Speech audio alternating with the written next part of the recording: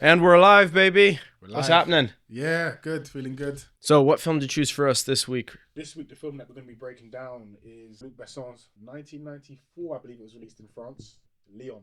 I really, really did enjoy this film. The craft of this film was it can teach us a lot of things, and I think we're going to probably discuss that today. There's issues I had with the film as well, of course. Did you want her to be younger? Bro, you're.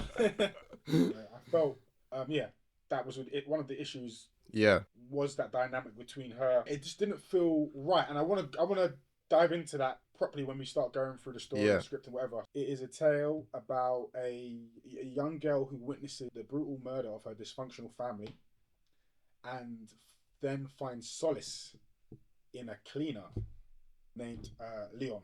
Lovely, lovely. Rory, what'd you think? For me as well, it was one of those films when you're just checking IMDb when you're like 15 and you're like, oh, that's got an 8.6. That must be really, really good. Yeah. And I just watched it again just a couple hours ago, actually. And there are some really great moments in this film that I did remember and a lot that I forgot. But one thing I will say is you have to suspend all disbelief before watching this film. There is some stuff in this film that is just absolutely ridiculous, but it's still enjoyable, and that is still entertaining, isn't it? Absolutely. So, what did you find hard to believe? I found this idea of him taking on this girl and then her becoming his apprentice a bit far-fetched, and then them doing stuff like doing mock assassinations on the roof on a guy in Central Park with a paint gun. It's a really entertaining scene, but it's just like what? Okay. And then I mean the ending is just completely bonkers, isn't it? Like summoning like every police force in New York, and it's just like, whoa, what the hell is going on? I think that you've hit on a great point, which we're definitely gonna hit on when we start talking about the script and obviously the overall mood of the film. I didn't get as surprised, and I didn't need to suspend my disbelief as much because I felt that the tone of it and how the story was presented to me, I knew exactly what I was gonna get. And by that I mean it's a comic book movie. Yeah. And I will dive a lot deeper into that aesthetic. And it really spoke to me because I grew up virgin. So I'm going to just go ahead and dive straight into the making of this film because I thought it was such a phenomenal story. And then from there, we can break down the screenplay.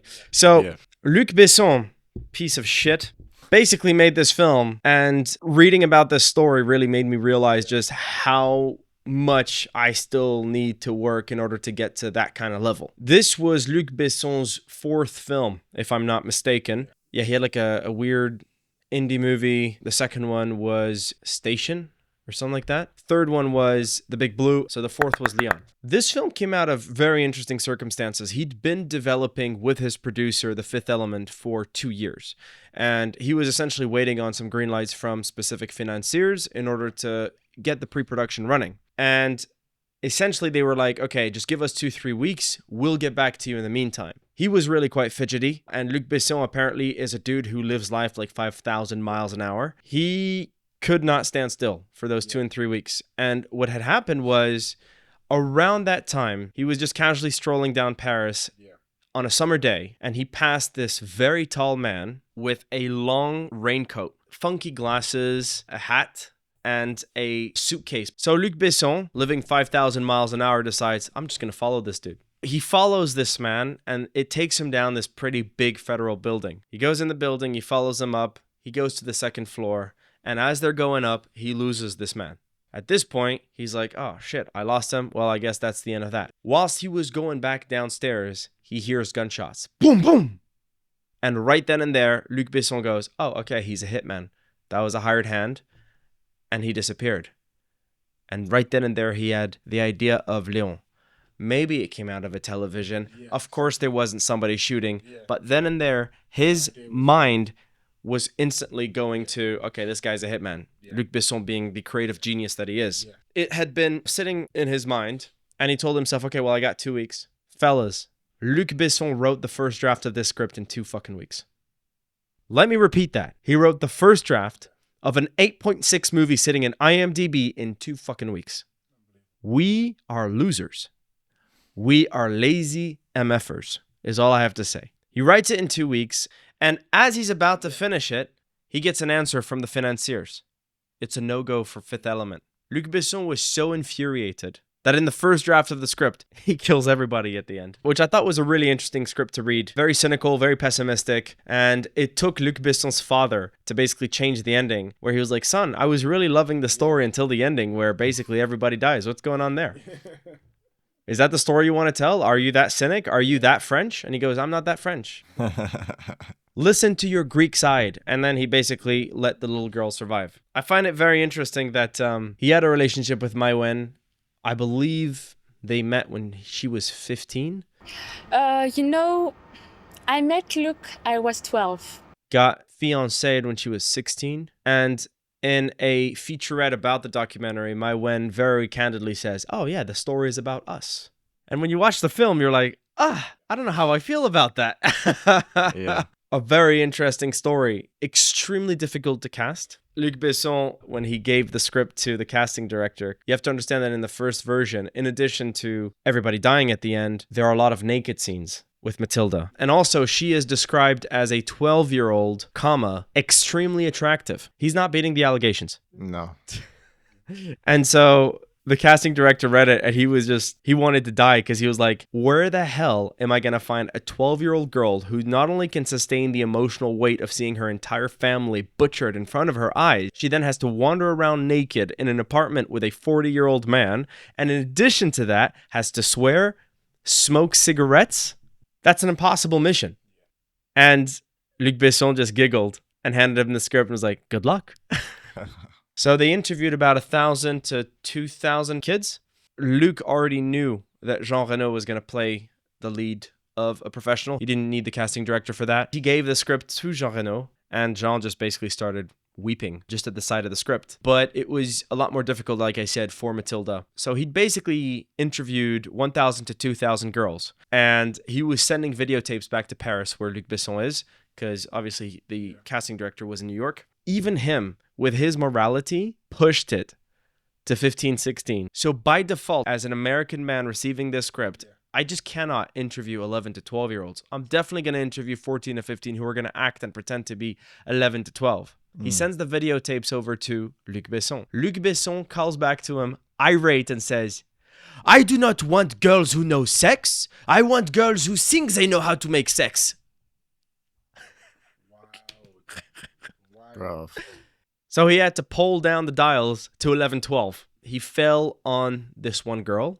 And the reason why they picked this one girl is they basically went for the kill with regards to the audition. They gave the hardest scene, which is the infamous scene where she sees her family dead. She knocks on the door and asks for Léon to open the door. Apparently, this one particular girl just managed to completely unravel herself emotionally and bawled like they had never seen it.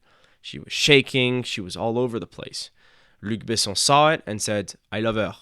I want her. So they cast her, and straight away, obviously, there were a lot of issues with the parents of this girl. The issues stem from the explicit content in the script, but also the casting director and the production team told the parents, guys, just so you know, this is going to propel your child to superstardom, and she will be accosted by a fuck ton of weirdos. So for your protection, I believe that you should, at minimum, change your daughter's last name.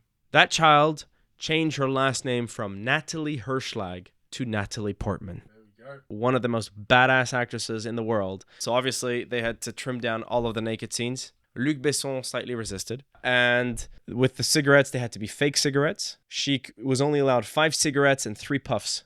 And she could never inhale. There had to be a morality lesson within it, which was added onto the script, where she learns that it's bad to smoke. And Right. Léon, of course, is the one who gives her that lesson. And thankfully, it was in accordance with the character of Léon, so it just completely passed. The shoot went well. Everything went well. Luc Besson said that he learned the hard way what it's like to shoot with a little girl, because the first day after 20 minutes of shoot, she said, I'm just going to go and play now. And Luc was like, oh, what do you mean? Like play in front of the camera? Like acting? And she goes, no, I'm going to play with my Barbies. And Luc was like, what do you mean? And that was the first time where he realized, oh shit, dealing with freaking children is completely different than dealing with adults on set. You got to give him the breaks. Why? And then he says in front of a New York audience, he says, well, because she would cry all day. All right, so what'd you think of the script? Yeah, I thought it was quite interesting actually that in the original script that Luc Besson had the idea that the relationship between Léon and Matilda was a lot more full frontal and a lot more shocking. Now in the final product that we've seen, we see that it's not, but for me personally it was still kind of uncomfortable. Why I found that interesting is because I kind of had this thought and this idea, and I kind of tried to Google if it was actually a term, but this idea of an assumed parent. And I think it's a theme and it's used in many different films. I've got a few examples that I will mention. It's the idea when there's a child or a vulnerable person who is almost saved by a figure who comes into their life and assumes like the parental role. A lot of the time that dynamic can be seen with, if it was perhaps the person who's assuming this parental role, they learn something within themselves and they take on a new responsibility and a new sense within themselves. And another dynamic can be seen as they are already an accomplished person and they kind of give something new to the person who is kind of in need. Or it can be a mix of the things. When we're relating that back to Léon, I found it very interesting because in the very first 10, 15 minutes or whatever, you learn about Matilda's dysfunctional family. She's almost isolated on her own from them. And then within the first meeting with Léon, kind of already feel this care, even the subtlety about not smoking. And then he's checking through his door all the time. Then we go later into the film and it becomes a bit more sexualized. And for me, that kind of takes away from that idea of the assumed parent, because now you're just like a predator. And even though it wasn't coming from Leon's side, it was the things that weren't said and what through the film that was kind of implying this sexual tension and sexual desire between the two characters. If I were just to give a few examples of some of the films that came to mind, the films that came to mind for me straight away was even Matilda. You have Miss Honey, who comes to the care of Matilda, who her family life at home is pretty dysfunctional, like Matilda and Léon. And her school life also with Miss Trunchbull is kind of, she's hell. Yeah, exactly. And Miss Honey is this parental figure, this assumed parent. Yeah. Then one I also had, because I watched this film quite recently in a more bleak way, is Manchester by the Sea. You have Casey Affleck's character whose brother passes away. Spoiler alert, spoiler alert. He said spoiler alert after saying the spoiler. I know. But to be fair, that's not even a... Keep this in. This is not even a bad spoiler. No. Yeah, I said spoiler alert. I'm sorry. I tried to keep it in. But I was just picturing everybody yeah, listening to this going, what the fuck, dude? I hate this guy. You hate this guy. Sorry, keep going. The film is like 10 years old as well. So all right, cool. It's keep all going. right. Keep going. I'm so sorry I broke the mojo there. That's fine. And his character becomes an assumed parent because he has to reclaim himself and find himself again. And he does this through looking after his brother's child. And then you can go, I had to Google a few, and then you can look at Karate Kid, can be seen. Taxi Driver is another one. That's the first one that comes to mind. Yeah, that's another questionable one though, isn't it? Yeah, but that's what I was saying. For me, it's kind of the same vibe. And it's another questionable one, but you kind of, it is another questionable one. But basically, I really like this constant theme of this assumed parent. You see it a lot through films, and look, there's tons of films I probably haven't mentioned, but where in Léon I found this to be quite different was because it seemed to subvert it. Because now, even if you take it away from the sexual weirdness that was being put into the atmosphere, like Rory mentioned earlier, you've got Matilda coming from one craziness melting pot to another. Even though I feel like Léon comes across with the best intentions and he cares for Matilda, you see that in many instances where he tries to look after her with money, etc., etc. He's essentially teaching her how to be a hit girl, a hit woman. She's 12 years old at the end of the day. So this is a subversion of this assumed parent. Léon learns something about himself in the sense that he's able to feel and have this relationship where through his conversations with Tony that he's been a lone wolf for many years, and now he's able to connect with, albeit a 12-year-old. This subversion of this idea of an assumed parent is very interesting, and I thought whether it was intended by Luc Besson or not, because of what Yasser mentioned about the changing of the script. Do you have a particular moment in the film where you felt that was clearly being subverted and you felt betrayed by your assumption of that trope. Maybe the actual decision to now train her up. Maybe that decision, and then the events after following through with it. But that still follows the assumed parent. It just so happens that the parent has a fucked up job. I don't think that that's what triggers you. I think it's the lover bit that started triggering you. The lover bit did trigger me, but also I do think with the assumed parent trope, I know you mentioned it's like they had a fucked up job, but for me it's like a lot of times in this assumed parenthood, there are versions of that assumed parent where the parent is the savior maybe, or vice versa, the child's the savior because the person learns something about themselves.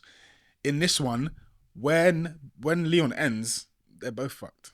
Sure, but I mean, it does end on a light, like on a moment of hope with Matilda going into that school care and planting that plant, and at least we get a sense that obviously she has a shit ton of trauma to overcome, but she's in the right place. She's got the money. Yeah, it'll be fine. She learned that going to school was the right thing, even though she didn't want to do it initially, right? Yeah, interestingly enough, in the original, so Stanfield shoots Léon, and then she's in her hiding place. She sees Léon on the floor, and as a revenge, she runs like a jihadi terrorist towards Stanfield. She pulls up the pin, gives it to him. He opens the hand and sees it's the ring trick, and then she blows up, and everybody blows up. Yeah.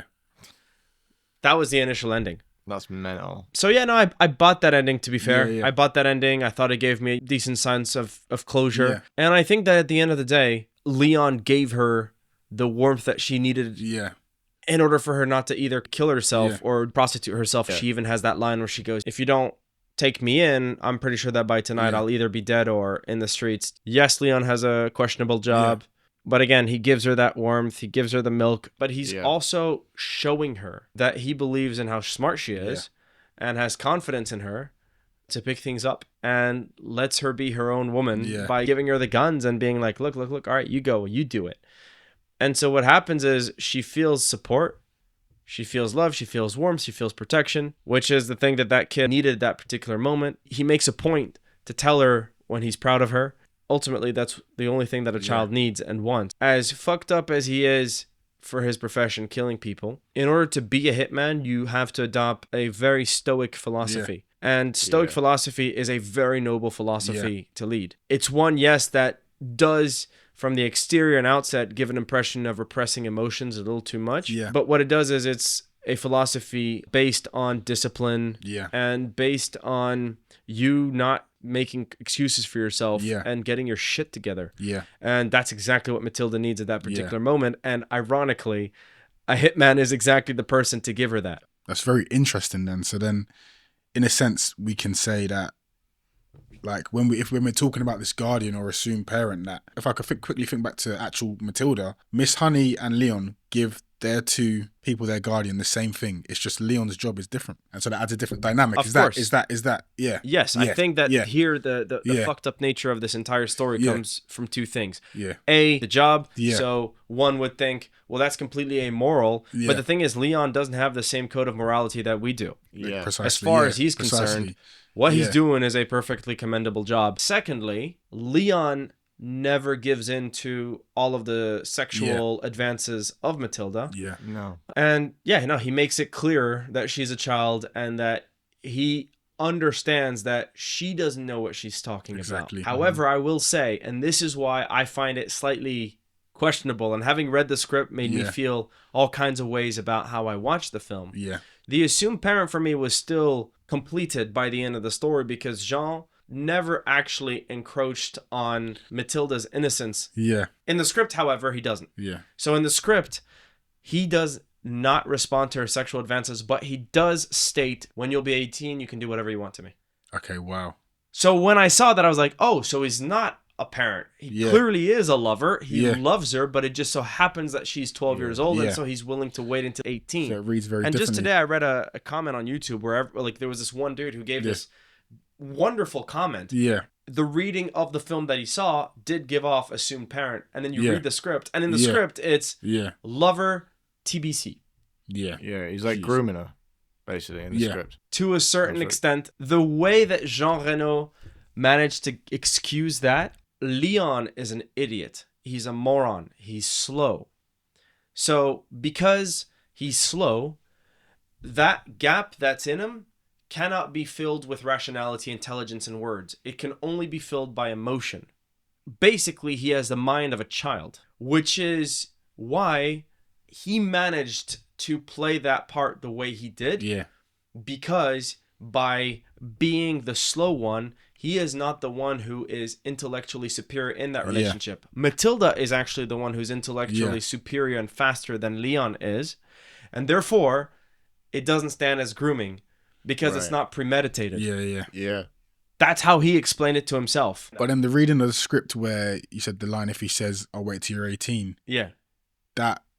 I think that's why it changed. I think that, again, ultimately, the reading that you have to see is the one that you see up there, not the one that was in the script. Because obviously scripts, as we know, there are multiple drafts, and that was the first. I mean, there was all kinds of weird things, like, you know, Natalie Portman, when she says, okay, well, now you have to come to bed. Yeah, exactly. She has her shirt on, she has her shorts on. In the script, she comes in naked. Right. Jean Reno's portrayal is very explicit in the sense that it's like, no. Yeah.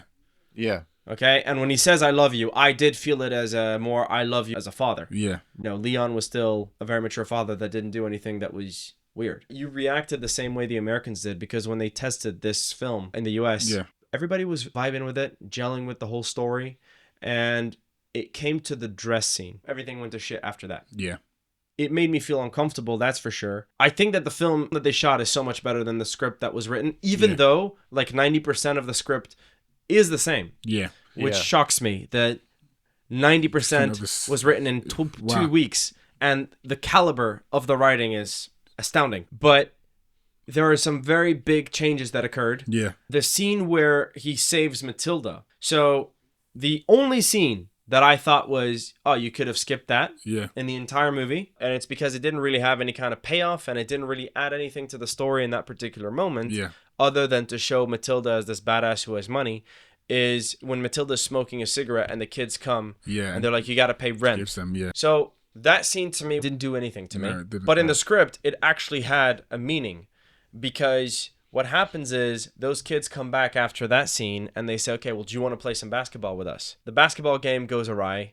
The kid tells her off and he says, you know, fuck you, you can't play anymore. Yeah. And so what she does is she comes back with a gun and says, okay, well, you want to play my games. The cops are called on, and in Matilda's flat, when Léon comes back from the job, Matilda's freaking out because she's surrounded by cops asking her questions about the gun. And Léon basically shoots everybody. And then she hugs him. Yeah. Now Léon is a crazy person. He's a psychopath. We accepted his psychopathy because he had rules. And the rules were no kids, no children. And it was always a hired job. And the dude always had to be some shady mob character. Yeah. But in this particular case, he busts up innocent cops who were just there doing their job. And in the movie, it's brilliant. In the movie, it was like, okay, actually, how I wrote it was bad because right then and there, any kind of attachment you may have had with Léon goes out the window. And right after, it's the scene where she offers herself and he says, wait till you're 18. In the film, it's so brilliant because what happens is Matilda decides that she's going to, on her own, take revenge on her family, following the lessons that she's learned from Léon. That fantastic scene in the bathroom, which was not in the script. That was fantastic. That is something that was brought forth later on. And then he says, keep her in the office. And obviously the two people who hold her at the office are the two shady characters that were involved with the murder of her family. Léon comes in, shoots those two devils, and saves her. Now, that scene feels completely authentic, complete. And I'm cheering for Léon because I know that those two goons are monsters. Yeah. He didn't kill anyone else. And the two dudes who were at the bottom of the federal building, he only punches them. Yeah. Which, you know, so fair he enough. sticks to his code. Exactly. Yeah. So he sticks to his code completely. I'm really impressed by the unbelievable economy of the script and the dramatic triangle that this guy has basically created, which I thought was like a really interesting lesson and one of the hardest things, ironically, to create. But if you look at Léon, Matilda, Stansfield, the three main characters, Léon is your lead. And then what creates drama is the opposites. Luc Besson calls it the perfect dramatic alchemy. Yeah. Léon is stoic. He's a hitman. He's incredibly sure of himself. Doesn't need anybody else. Yeah. Put opposite him a girl. He's 40. She's 12. He's a hitman. She's not. He doesn't need anyone else. She needs a whole lot. One's innocent. The other one is so past innocence, he's not afraid of death. Yeah. You put those two together and watch what happens. And then you have your antagonist. Now, your antagonist is Stansfield. Leon is composed. Stansfield is crazy. Leon is a hired hand. Stansfield is a cop working for the DEA. You have a dude who's code. No kids, no women. Who are the first people that Stansfield kills in the movie? A woman and kids. Yeah. A man with no code. Instantly. Yeah. You are given that complete polar opposite. Yeah. With that, let drama occur. No wonder I cannot get my eyes out of my screen. You don't need to come up with highfalutin ideas or 10,000 different setups or 10,000 different locations. Just create 3 characters and then have them each be polar opposites of one another and let the drama unfold. And if not one another, at least with the main lead. That's it. One way or another. But then have the 2 others be linked in a conflict of some sort. And then I'm blown away by the fact that most of the action occurs in like 3 locations. 3 of which are basically just rundown New York apartments. Another thing really that impressed me is how each character comes off of the page through very distinct choices and characterization. And the one that stuck with me the most, Leon calls both the people who hire him and the people he kills his clients. Yeah. So when he calls, like, he goes, oh yeah, so I have to get a couple of clients. He needs to shoot a couple of, like, clients. It's interesting. He doesn't make the distinction in his little naive childhood brain. His favorite pastime is watching Gene Kelly movies. In the script, it's Fred Astaire, by the way, for the diehards who want to know the difference. And then Matilda, the one that really stuck me was the chewing gum that they put over the little peephole. thing. Yeah, the peephole. Yeah. Matilda, after he goes in, she takes the chewing gum and she puts it back in her mouth. And I was like, it's such a small detail. Yeah, it's a subtlety. But right then and there, you've just given so much more texture to your character. Yeah. And that was already there on the page. I will say, however, Stansfield was by far the weakest character on the page. And the reason he was by far the weakest character on the page is all of those unbelievable quirkinesses that show up on the screen were not on the page. He was just another shady cop.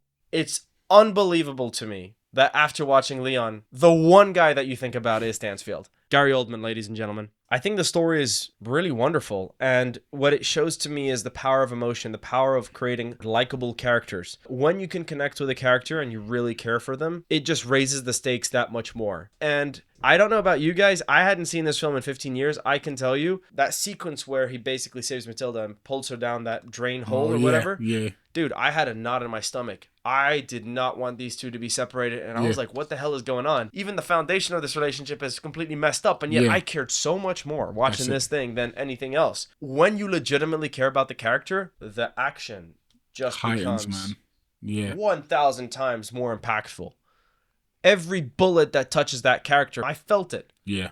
And I felt it because I really care. What it shows to me is it's not about the numbers. It's about the connection between you and these characters and whether you care or not. It also really hit home because the script that I'm developing is kind of this script about this orphan and a thief, and obviously the bad influence of the thief, but at the same time, he does have like a moral compass somewhere in there. But dude, it took me 2 years to write that script. And I'll tell you what took me 2 years to write. It wasn't coming up with the logline or the overall outline of the story. It was plotting. And it was coming up with surprising climaxes to every scene. Yeah. And they're super unpredictable, and yet, ultimately, they were inevitable.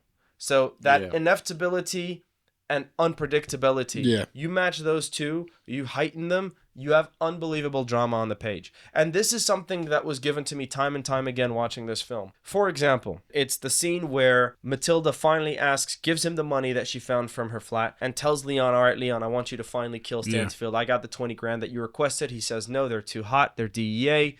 And then what happens is they get into a fight. She says, all right, well then keep me long enough for you to train me. That's all I care about, love and death or whatever. She she puts 5 bullets in them and plays Russian roulette and says, all right, let's play a game, right? If I die, I lose. If I don't, I win. Puts it to her head.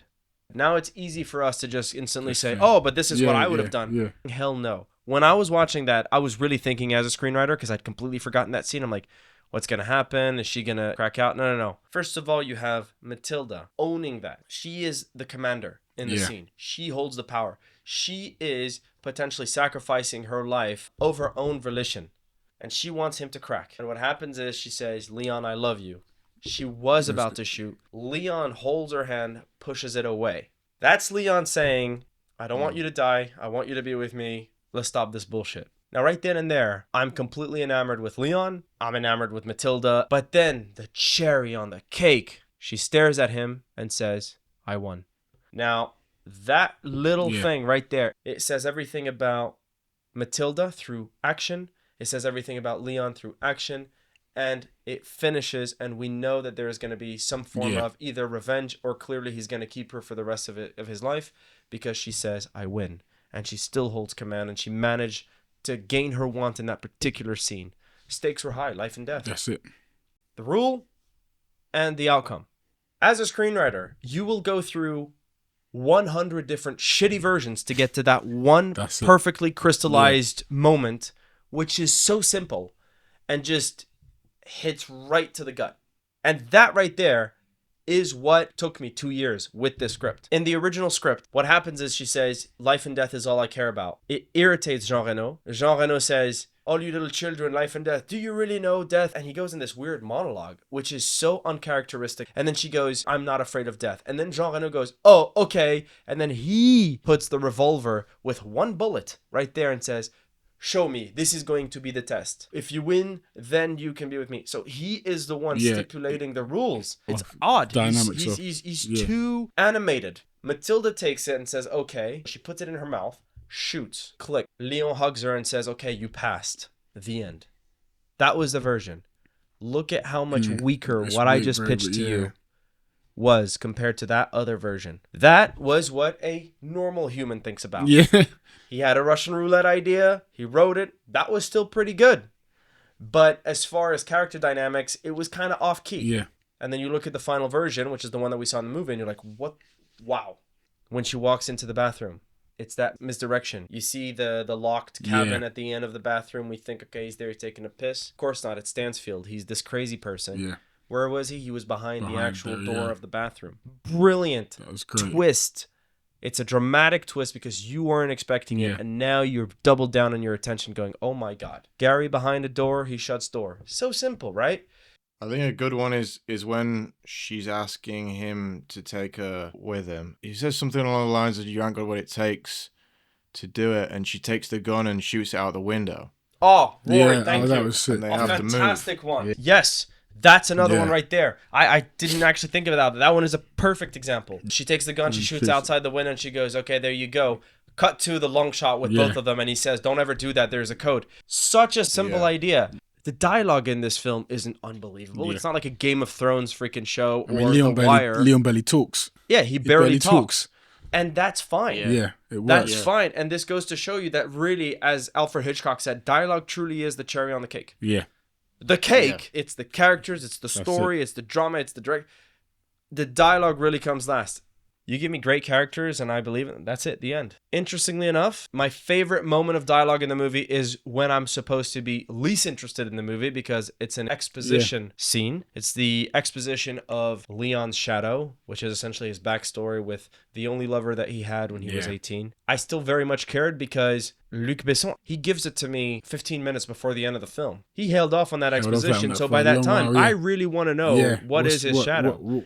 That, by the way, is a great lesson again for screenwriters, is hold off, let them want it, and then give it to them. And in that particular moment, it makes complete sense as to why he's emotionally stunted. When Natalie Portman obviously gives herself to him and he rejects it, she doubles down as to, you know, why aren't you feeling any kind of love or whatever? He gives his backstory. And he says all of the forces were against him because she was the daughter of this rich father. And Natalie Portman, with her youthful innocence, says, nothing can stop love, Leon. Leon looks at her with a tear in his eye and says, the next day he shot her, one bullet in the head. And I was like, oh, now that's dialogue. Don't need more. The subtext is, my child, oh, how you have so much to learn. Yeah. I hear you guys with what you guys said about the suspension of disbelief. Maybe if I'd read the script, it would have bothered me more, because with the script, you can't really understand a comic book tone. No. So when I watched it, I was like, oh, this is basically this could have been set in the same world as Kick-Ass. Yeah, true. Basically, it's the same tone, albeit with different characters in different cities or whatever. Yeah. But this is how I took it. So when I watch Kick-Ass, I'm not going, oh, suspension of disbelief. True. What the hell? The bazooka and the guy goes off. No, I'm like, no, 100%. This is comic book. Yeah, exactly. And that's how I felt with this story. On the page, though, it's a lot more literal. There are some scenes that were a little bit easy. There are some characters that are caricatures. And I will say, reading the script is so funny because Luc Besson isn't the skinniest of men.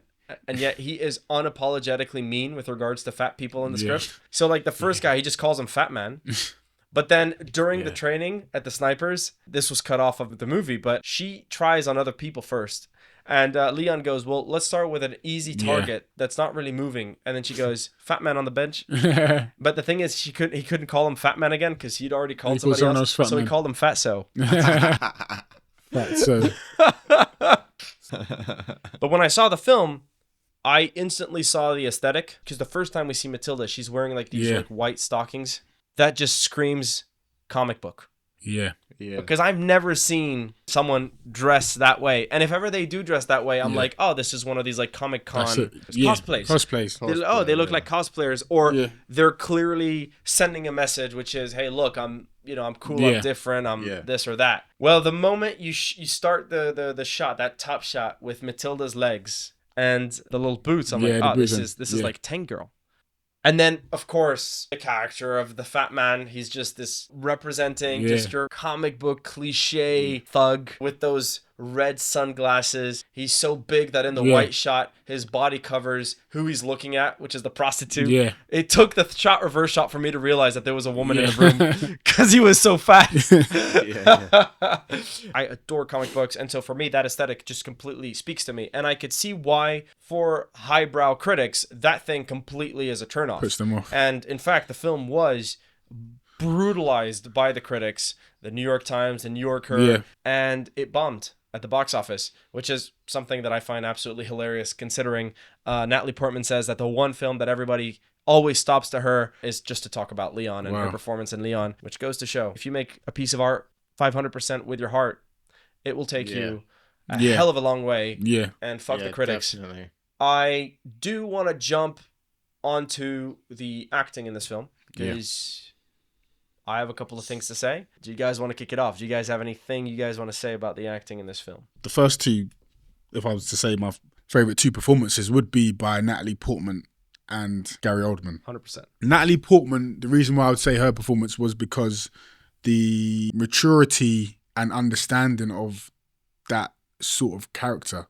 Because you understand a 12-year-old who's witnessed her family be murdered and now is looking for solace in somewhere else, but also has to toe the line between all these different emotions that she has. I think that's even hard for an adult to achieve those emotions. And when playing a role like that, where the writing is so strong on that particular character, it can easily show when there's a weakness there. So for me, that was my standout. That was one of my standouts, but my absolute standout was Gary Oldman. I know. It's interesting that you said earlier something quite intriguing, that throughout the whole script you didn't really think that his character came off the page. I mean, while the film probably would have been a great film if it didn't bring those quirks, and I think that's what Gary Oldman does here. He brings that sense where he's just a beast on the screen, if you want to say, and there's the little twerks and the little twitches that he has as that character. In some of the scenes, they make you feel pretty uneasy. Like the scene, it's not even funny, but when he goes into the house and he's like, the way he just goes in there, and it's almost comic book-esque, and it's quite funny the way he just cocks the gun and he's like, it's like he's a kid, like shooting around with your mates. That's right. And I just think those things that you bring to a character, you know, there's different ways to interpret it, and I certainly can't act, and I applaud them, because you have to read it on the page and then you interpret it. And I thought there were so many scenes like the one I just mentioned where he brings playfulness and a weirdness which makes you kind of very uneasy around the character of Stansfield. This guy has no limits. From like the opening 20 minutes, we already see him do a madness. We cannot expect what this guy's going to do next. we've seen throughout Gary Oldman's career, he brings that to every single role. And even if I was to go, if someone to say, oh yeah, go through Gary Oldman's films, I don't think I would have said Léon, to be fair. I wouldn't have gone back and thought, oh yeah, Léon. But watching this again made me think, wow, he puts in such a great performance. And what is telling of a great actor, what Natalie Portman does as well, both of them, is that they own the role. They are the role. And yeah, Gary Oldman was a standout for me. I totally agree with regards to Gary Oldman. I think that what he does here is a masterclass. And you haven't read the script, and yet he's the one character that sticks out to you guys, which goes to show you how memorable it was. Yeah. He made him the psychopath that he is through the full range of his, and you're going to love this, acting arsenal. Let's go. Let's go, Gunners. Like I said on the script, from the get-go, the introduction is just, it's the other dude who speaks and says, okay, we want to know where the 10% of the cut is by noon. Gary Oldman proposes to do this almost like feral thing where he turns around and he starts smelling him and tries to smell the rat out of him. Already by doing that and just hugging him and caressing him, what he's doing is he's completely imposing his power onto this guy. And the dude is completely rigid and doesn't move, doesn't flinch. It's a pure moment of cinema. We understand, oh, this guy is crazy. This guy is not normal. He's not, right. And just purely by the movement and the act of smelling someone, you're clearly saying that I have all of the leverage here. Gary Oldman does this thing with his eyes. I don't know if you noticed, but Gary Oldman seldom blinks in this movie. He doesn't blink when he's speaking with the mafioso, nor does he blink when he's just about to kill Léon. When he shouts the infamous everyone, which by the way was a joke. He didn't think that they were going to keep that because he was just trying all kinds of crazy things, but Luke was like, fuck yeah, that's fire. The dude leaves to call everyone, and you can just see he wasn't even looking at him. He was looking at some empty space, and his eyes are completely dead.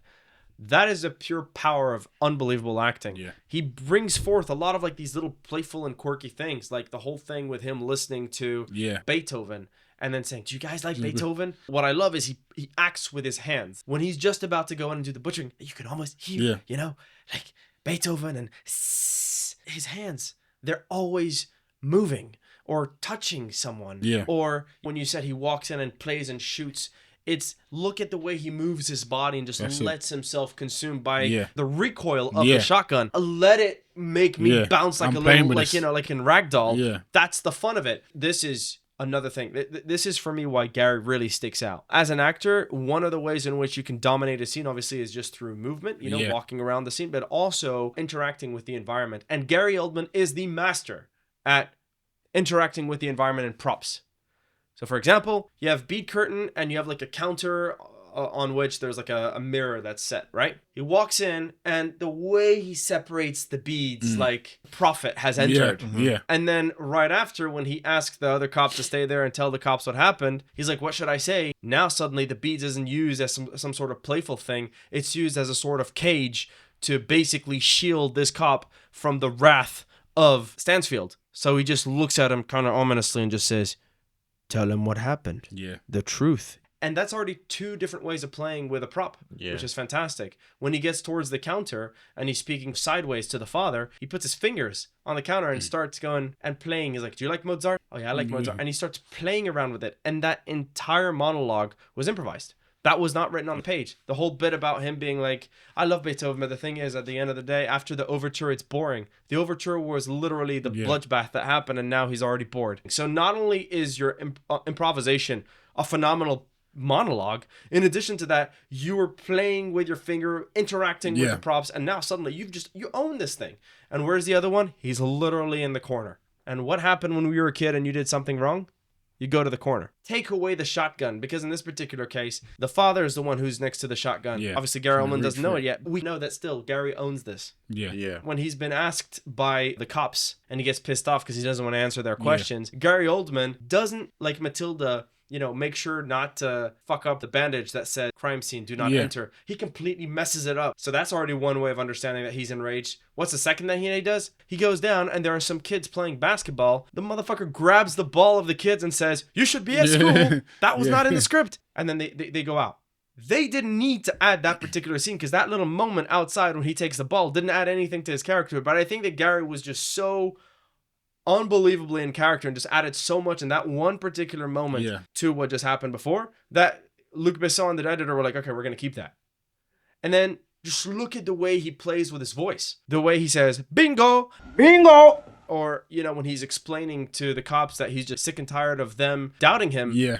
He's completely unpredictable because he has like 3 different tones of voices. I haven't got time for this Mickey Mouse bullshit! You want cooperation? I'm at my office. Room 4602. He just delivers one line with 3 different tones. And you're like, even when he talks, this guy, I have no idea what he's going to do. He shouts when we're not expecting him to shout. What? You're 200 men and you can't find one man on a girl? Did you find the girl? Then he speaks slowly when he's meant to be speaking slowly. I hope you'll excuse my mood. And he adds again the ritual of the drug. Look at the drug. Look at the ritual. It's always the same thing. First he grabs the pack and he shakes it on his right ear. Then he takes the drug. The moment he bites it, that's when he does all of his little contortions. Yeah. And then he always makes this weird like shuddering sound. Boom. And then he's in the zone. Again, what is the genesis of that ritual? What's going on there? Yeah. And now you've just made this dude fucking mystical. And I want to know way more. Let's go. And another thing, like if you notice all of the characters, when they walk in, you know, like when he's with his goons, they're always in like a defensive position. Yeah. They always have guns. Gary Oldman, his hands are free and he's exposed. He never holds a defensive position. He always walks in striding, shoulders high, head held high, and no guns. Yeah. That tells you so much about the level of psychopathy that this guy is going with. And he's not scared of death. These guys aren't scared of death either, but I mean, yes, they are because, you know, look at how they're covered up. Yeah. And Gary just walks in. During the SWAT raid, everybody is in there with their freaking full-blown suits and shit. He's just the same old Stansfield going to meet just another Joe. And then, of course, I mean, Natalie Portman. Unbelievable. 12-year-old, really? And it's so funny because Natalie Portman, being the queen that she is and the unbelievable actress that she is, she says she can't watch that film because she said that she made all of the acting 101 mistakes that you shouldn't make, and she made them all. And I'm like, what are these acting 101 mistakes? And the first thing that she mentions is that she always enunciates, particularly her S's and her T's. Yeah. And so she says, Matilda speaks in a slightly exaggerated fashion where we need to make sure that every single syllable is understandable. He died this morning, and if you don't help me, I'll be dead by tonight. Right. And that just completely triggers her when she watches that performance, which I find very interesting because I don't know about you guys, but I didn't see it at all. No, don't at all. Yeah. And if anything, comic book movie. I guess you notice those things more when you're judging yourself, though, right? For sure. And then, obviously, Jean Reno. I think the reason why Jean Reno's performance didn't stick up is obviously because it was less colorful than the two others. Yeah. The one direction he was given by Luc Besson is you're 14. And I thought that he really nailed it. You know, his mouth is always open. That's kind of mad, though, that direction, you know? Yeah, you're 14. You're 14. But now with that, watch the film again. Exactly. Yeah. Where it really stuck out is the way he looks at Gene Kelly. Yeah, you know, definitely. His eyes are wide open. His mouth is open. You know, he's slightly slumped. It's almost as if, you know, he wants his head to be in the screen, to be in that world. Can't even hold himself back. He's fully engaged like a little child. And it's like even the idea with Tony and his money. And he's going to Tony talking about his money. That's like when you're a kid and your mum holds your money for you. Exactly. And it's like, oh, mum, can I go spend that money on some games or something? And then your mum will go and get out your own money. That's your money and give it to you. And it's like Tony, you know, whatever you think of that. He's almost nervous to ask about it as well. Yeah. And it's like a young child going to ask his parent. Yeah, he's like, oh, please, can I have some? Older, you know, someone they look up to. And I think there is an element as well with, obviously, the milk. Yeah, you know, that brings back to childhood memories. Yeah, but I still believe that Jean Reno deserves all the kudos in the world for that performance. For sure. He's quite rigid, right? Yeah, and I felt the full force of the rigidity just in the way he lays himself on the bed. Yeah, when Matilda puts him down, and I just could feel that this guy was, oh my god, his whole body, he's just rigid. A rock. Yeah, and he really managed to translate that physicality.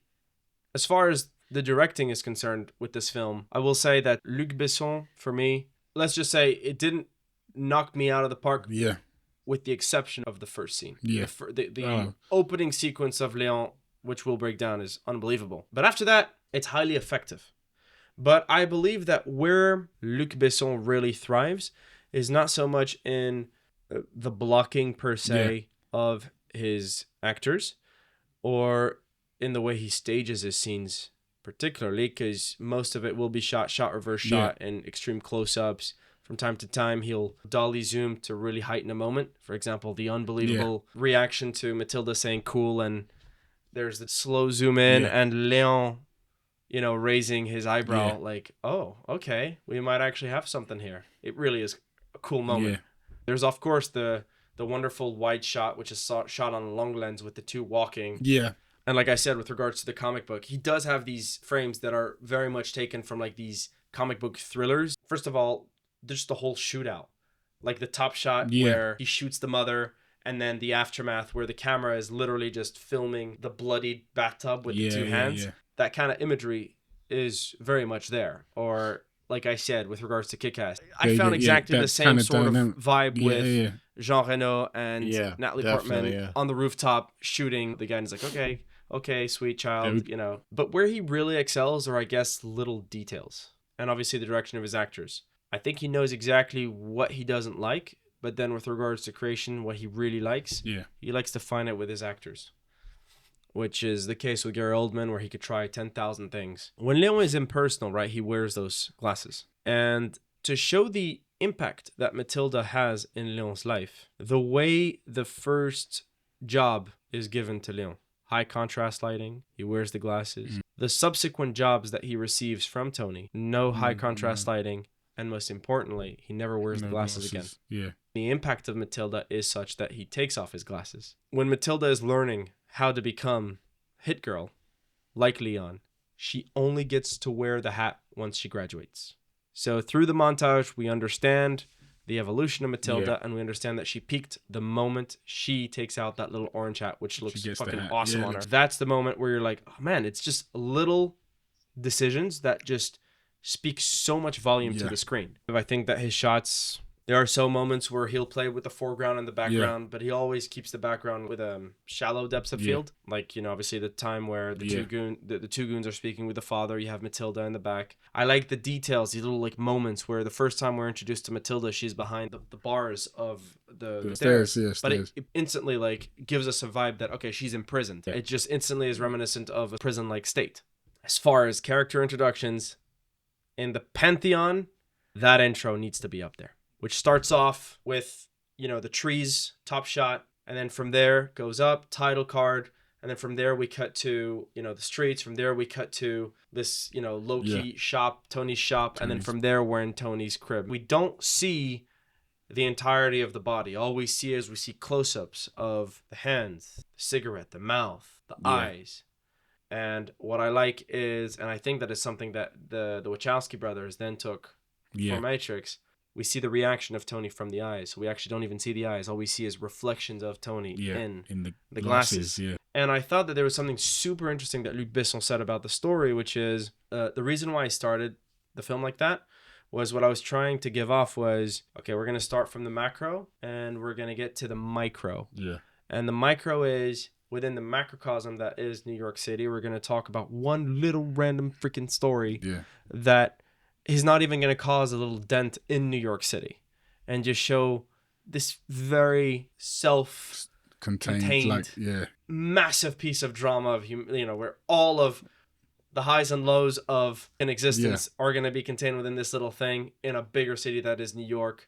And so imagine what the hell is going on in New York. Yeah. And I really loved the way he phrased it. It was really beautiful. And so that safe contained aspect was also reflected in the mise en scène with those close-ups. Obviously from the photo, we match cut to Fat Man being introduced with his goons in the background, kind of a high shot, introduces the building where he's going to be in. Concierge who welcomes them in, goes up the elevator, gets out the elevator, gets into the living room. And then from there, we're introduced to a shadow that comes into the concierge. That shadow instantly is a declaration of, something off is going to happen. We cut to the room. He gets the phone call. Cut to one of his goons who's just in front of the elevator. He's got a silence gun to his face. All we see is the gun. The element of off-screen is played. And dude's like, who is he? Serious? Boom, he's shot. From there, the dude goes off, tells his goons, yo, guys, we got somebody. He's serious. He's coming up. Notice, we're always on dolly. So the camera is always steady. Elevator comes up. The goons are getting ready. Always in wides. We see a hand. We don't see the body off screen. And they shoot. And that body turns out to be the goon that was at the bottom. So they just empty their bullets on nothing. We've been given the first punchline to that, which is it's the wrong dude.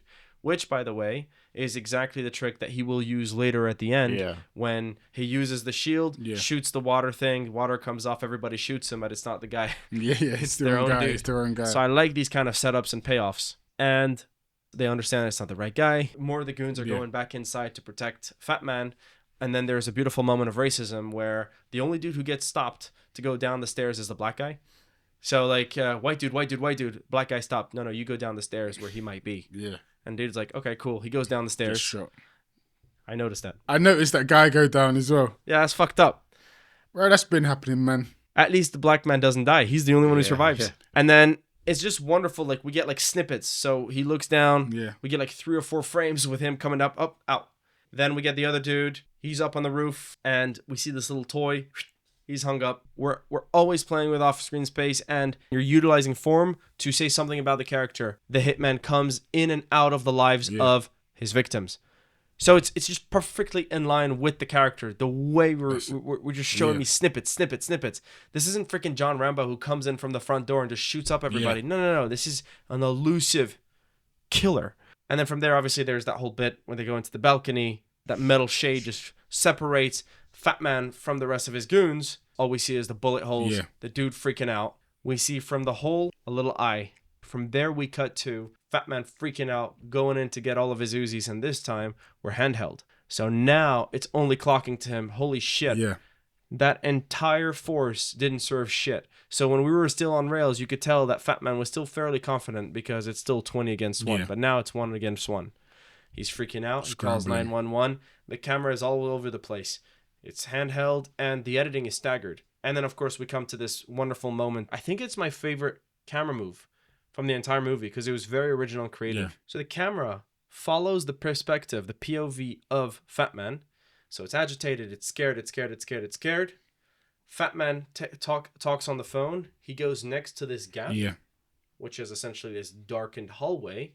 The camera goes behind Fat Man, still agitated, while he's talking on the phone. And then suddenly the camera doesn't become agitated anymore. And the camera gets closer, but this time steady, to Fat Man. And right then and there, we understand that the perspective has been changed. Now we're following the POV of the killer. And now we know, the killer is behind him. How do we know? Just from the camera move. That camera is steady now. And it's moving very slowly behind his back. Cut to one of my favorite shots. You got the knife coming in. And mind you, in this entire time, there was music, like a sort of like heartbeat, fast heartbeat kind of tempo, playing while he's talking. When the knife comes beneath him, it's heightened by 2 different things. A, the instant cut of music. And secondly, a exaggerated face of the character, because in real life, you'd freak out. You'd say, you'd freak out. But here he goes, a complete stillness of the face that almost looks as if the guy had a stroke, and he just stops. Fantastic piece of directing that completely sells that surprise. Yeah. And finally, we get Jean Reno's face. All of that within the span of 3 minutes, and it's absolutely killer, bombastic, and memorable, and I salute Luc Besson for that. I'll talk to you later, sweetie. Okay? Bye. And I will say the other moment that really stood out to me in terms of directing will be that bathroom scene. Yeah. The bathroom scene simply because Luc Besson decides to shoot Gary Oldman with these extreme wides. I think that by that point, Luc Besson knew, okay, this guy, you just give him room and he'll just do whatever. He completely changes the way he shoots Gary Oldman. It's actually super toned down. Bro, the camera's at the other side of the bathroom. He's small in the frame, and he just watch the way he commands the room. Watch the way he goes to wash his face, and then just, has a mini fight with the paper towel, and then have him very slowly walk up to her. And you're like, fuck me. Yeah. It's taken him 3 minutes to get close to the camera, which represents Matilda, and yet there was nothing she could do. Yeah. In 3 minutes, she didn't escape. And that's the way of instilling fear within the audience. We finally get to the reverse shot with the 2. We get Gary Oldman's classic, let me impose my dominance by breaking your private space. And, he's touching her in her neck, in her lips. And then the shot that I was waiting for the entire time to really show how threatening he is, he finally gives it to us at the end when he points it at her. And by the way, the shot is Hitchcockian. It's like this really weird Dutch angle from a low angle where You can see like just the necks of both of them. And it reminded me of this neck shot from Psycho. Norman Bates he's like looking at something from the lead character, and it's exactly the same shot. And then, of course, the drama kind of loosens up with the other cop coming in. And then you could tell that there was a moment of improvisation because he goes back towards the cop and he's playing around with that gun, and then he points the gun at the other cop. And you can tell that that was improvised because he doesn't know how to react, and Gary Oldman is completely in it. And you're like, man, this guy is so crazy that even in a federal building, he might actually shoot his other colleague. And just lets it all out in a wide. Just another beautiful moment of directing as far as I'm concerned. And I could continue talking about this film for fucking 4 hours, and you guys know damn well that that is true. But I feel like we've talked enough. Any closing statements you guys want to add? Go watch Léon. Go watch Léon in spite of Luc Besson. Yeah, that's very true, yeah. Not his craft, but... Watch it for the writing, mostly, yeah. The writing and the performance. His Hardcore Cinema Podcast, baby! Hardcore Cinema Podcast, baby. We don't fuck around.